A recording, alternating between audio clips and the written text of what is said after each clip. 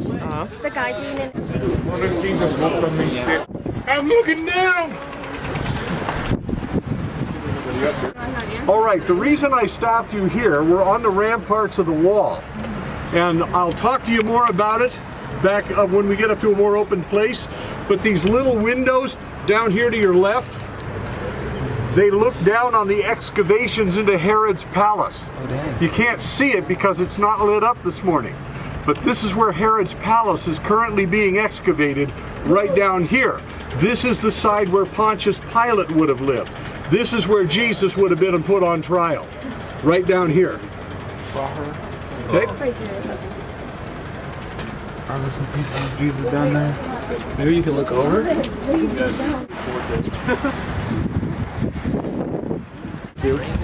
First of all, okay, this whole area here, the walls around Jerusalem are Turkish, okay, which means they're Ottoman. They were built by Suleiman the Magnificent about 500 years ago. So they're not the original walls. The original walls of Jerusalem, and I made a list here, so let me just give you an idea. These walls up in here, and the ones we're walking on trace the walls of Hezekiah. The reason we're not going north, and there's a North Ramparts walk, is those are only these walls trace where the walls were. It started with Hezekiah, and then eventually and rebuilds the walls. He comes, so you're retracing Nehemiah's wall. Then the Hashmoneans come, and they rebuild the walls here, so we're on top of Hashmonean walls. And then who comes after the Hashmoneans? Who? Herod! Herod. And he rebuilds this whole section of Jerusalem, and Herod builds his palace in the meantime. Now, Herod's wall building efforts were amazing. Of course, these little bitty rocks that you see here are not Herodian rocks. These are Turkish. The Herodian stones look more like these that are up towards the top, and yet those are the newest stones here, so they're not even Herodian. This wall would have had big, big blocks, and they would have had that little frame around it and a very, very shallow little boss in the front. It would have been a beautiful, beautiful wall, but it's not that way anymore. This is just a big, ugly Turkish wall that we're walking on. But this section of wall, except for one part of it, when we get there I'll explain why, retraces the ancient walls put up by Hezekiah and all the way up through Herod.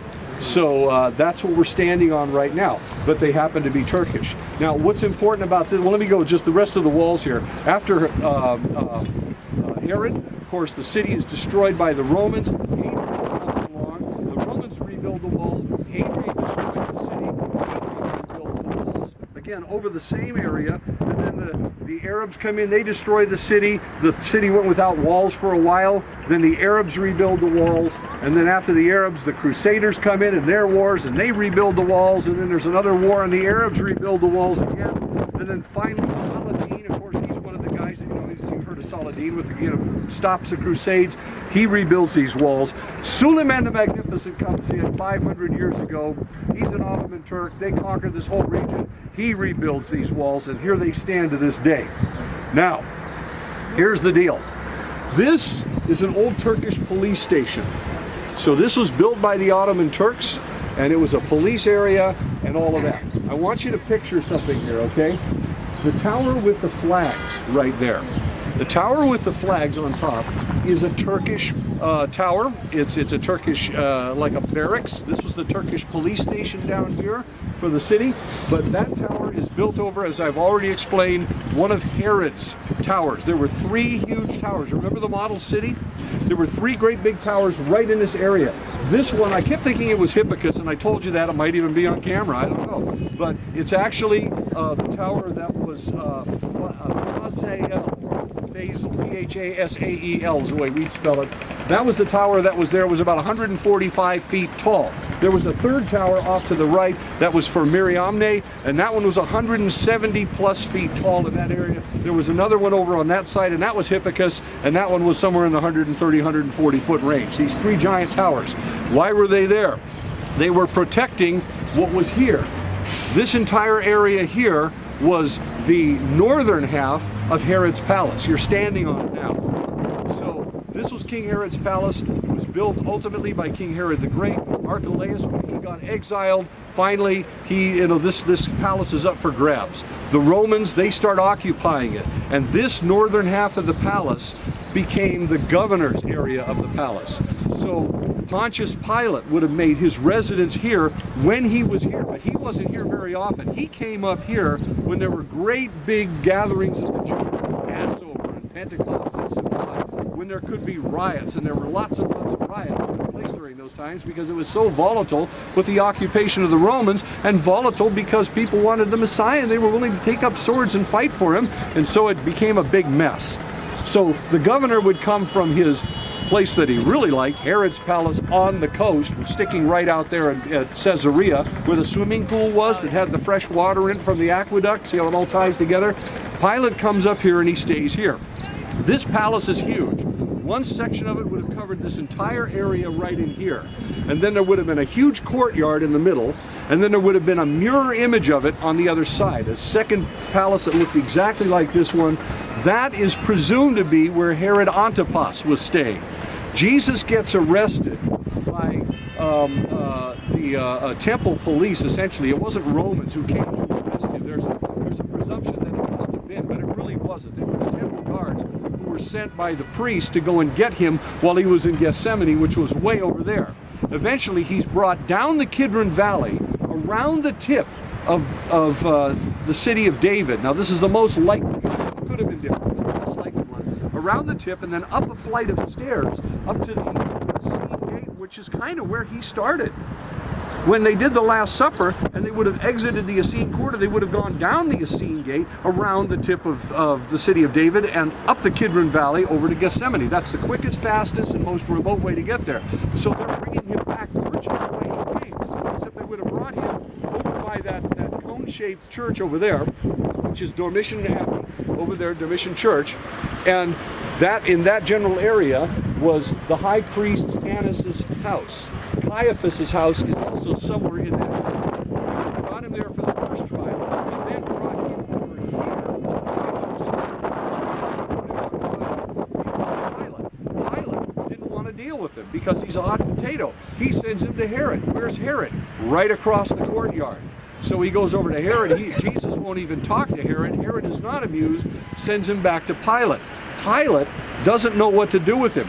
His wife warns him, don't mess with this guy. I've been having dreams about him. I mean, this guy is a hot potato. God is somehow behind him, or the gods. Remember, she's a pagan. But she's really, really concerned. Pilate now has his wife's pressure put on him. So then the trial proceeds. Pilate's trying to find a way to let him go.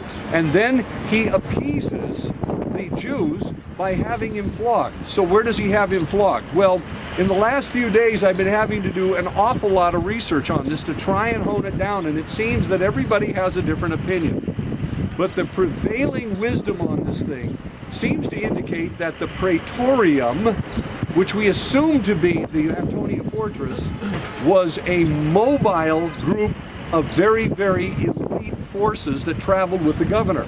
The Praetorium isn't a building, it's the forces. Wherever the forces are, that's the Praetorium. It happened to be here. Really? So, Jesus was flogged here and then presented at a rostrum somewhere that was in the vicinity of this palace area, which we would call a bema. Remember the bema seat? Well, they had bemas all over the empire. I pointed that out earlier. They're in every city, every magistrate had one. It was a platform in which he could look down on the people and they had to look up at him, indicating power and justice. And there was one of these here in this palace that had a huge colonnade going all around it. You know how Solomon was fond of those columned colonnades, and it had colonnade going all the way around it. Somewhere, probably in this area or maybe over here by the courtyard, there was this bema. So he has Jesus flogged and he presents him.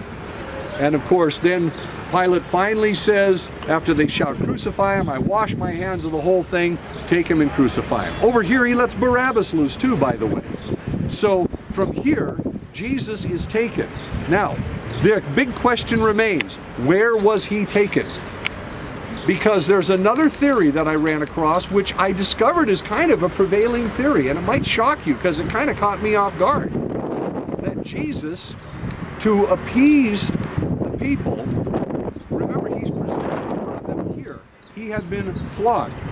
There are two different types of floggings that were given to prisoners. One of which was given to a common hoodlum, a mischief maker, a guy who's a hooligan, okay, you use this term, right? That flogging is with leather straps, and you flog him and whip him really bad until he's really hurting and bleeding and all of that, and then you put him up before the people and say, look, he's a hooligan, so I've done justice and we're done. And they wouldn't be satisfied with that. They said, no, crucify him, crucify him, crucify him. So then Jesus is taken by the soldiers, and now he's in the hands of the Romans because the Jews can't do this. And then they take him out to crucify him. Now here's the question. Did they do it here? And they may have. They may not have taken him to the Antonia Fortress. They may have taken him to the Antonia Fortress. But here's the deal. That could go either way. So, there's no way to argue the point right now because there's still not enough archaeology to prove it one way or the other. But in order to crucify a guy, if you want him, especially you want him to die on a cross before the end of the day, which Pilate definitely wanted and the Jews needed to have happen because it was going into that high holy day, like what you just experienced last week, a very, very holy day Passover. They need him dead. That was a great example last week on Thursday when they started shutting everything down. Because everything shuts down, everybody runs away, and they go into their ceremonial celebrations at that time. That's what was happening at that time too. The possibility is this: that Jesus was flogged like a hooligan the first time, and then to prep him for crucifixion, they flogged him again. This time with the cat o' nine tails. So it's possible that he was whipped twice. The first time with common leather straps, just to say he was a hooligan. The second time, now they take him out and they use the cat o' nine tails, which I don't need to go into the details, but you understand what that meant. Then they really knock it out of him, and then they put him on the cross. Again, when they went to take him down. So, from there, keeping this in mind, here are the possibilities.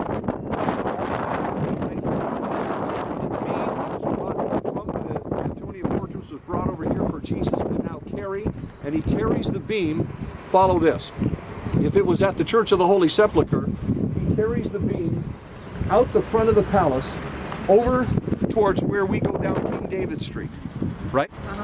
Down King David Street, whatever it was in those days, to the triple souk at the bottom, the triple souk, rather you call it, where it's, you hit the bottom and suddenly there's three different places you can go to the left. That's called the triple souk. That was a main street. That was part of the cardo in Jesus's day. Not the Crusader cardo, but a different cardo, but that was part of it. Make a left there and go all the way down to the Church of Alexander Nevsky, which is down there, where there is a gate that's actually inside the church, what's left of the gate, where it's called the Gate of Judgment, also the Garden Gate. Crosses over that threshold, turns left, and then follows a road that goes in front of an old quarry that's been filled in by soil and is now being used as a vineyard. On the back side of that quarry, there's a huge rock known as Golgotha Rock. On the north side of the quarry, the west side of the quarry, there's a group of tombs that are carved into the old quarry. In front of the road, way in front of the rock, Jesus is crucified on a permanent stake when they attach the crossbeam to it and then they attach him to it. That's one possibility if it happened over there at Church of the Holy Sepulchre. Jesus was not crucified on that rock or any other rock. You crucified him next to a road, remember that. So it's at the place of the skull, not on it. That's one very real possibility. So if you don't like the church, all you got to do, walk outside the church, walk up to about where those steps are, look to the left, and it's a straight shot to the judgment gate. To the gate that's under the Church of Alexander Nevsky. It's right there, so it's a straight shot there, and it would have been probably somewhere on the top of the steps or the landing of the steps as you're going down to go into the doors of the Church of the Holy Sepulchre. That's probably the most likely place where Jesus was crucified, if that's the right spot. The second possibility is this, and there are other possibilities, but these are the most likely, that after Jesus is whipped the first time, and now he's condemned, the soldiers take him to the Antonia Fortress, where they flog him with the cat o' nine tails, give him the beam, and then they take him out the north gate, over there by the Damascus gate, and out by the Golgotha that's Gordon's Calvary. course, people poo-poo that one all the time. No, it can't be because it was only discovered in 1888. Yeah, but it was discovered in 1888. Maybe it's been there all along, and maybe that was the right site and the right scene. So whichever one it is, the truth is, the grave's empty and he still died for our sins. So that's the best part. But here you see, right here, this is what's left of Herod's palace. If they could rip all of this out and dig down, the archaeologists would have the field day of the century. Do it. Digging down and finding all of this. But it's most likely now that this is where it happened. On May 5th, when we go through this structure, we're going to have a tour led by Pastor David over there from Christchurch, and he understands what's in this structure probably better than anybody else in Jerusalem, and he'll take us to the digs which are underneath us, which are open, or maybe if they're not, he'll find a way to get them open for us, and we'll see. Any questions? Okay, let's walk the walls. We'll get down to the Zion Gate. I'm going to stop one place along the way just to kind of point something out. You'll have to use your imaginations. Then we'll get down to the Zion Gate. We'll say something there, and then we're going to walk out by the Dung Gate. And if it doesn't start raining on our head, you'll notice that there's some stairs cut right into the rock. Go up by the base of this thing, and you'll find a placard, and it's got a picture on it of what this area would have looked like. This area was known as the Secret Gate, or the Hidden Gate. This was a back way through the wall into Herod's palace. And it was heavily fortified. But this was actually an entrance into Herod's palace. So this is a gate into Jerusalem that doesn't exist anymore, but was here. So Jerusalem had lots of gates that went through the walls. This happened to be, again, a small, heavily fortified gate. You had to go up flights of stairs to get in, and then it emptied out into his courtyard. So you can have a look right through here, see where it is, and then come look on your own when you get the chance, or just pass by on the way back to the hotel. Okay? Sorry. Sorry. Oh, that's kind of cool.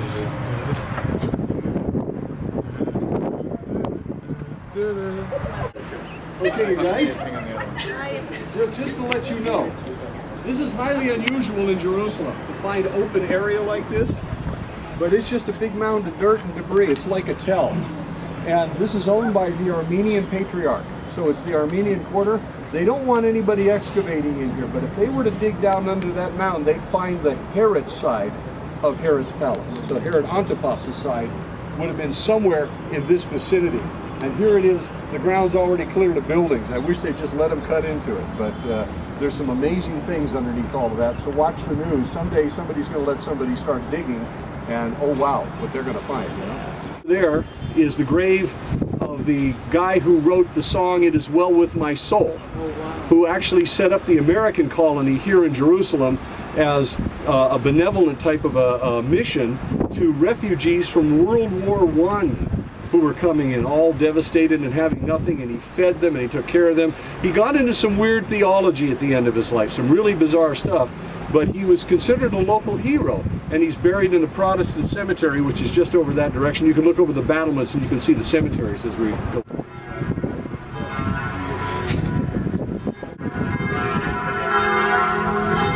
No, I just want to see a picture. Oh.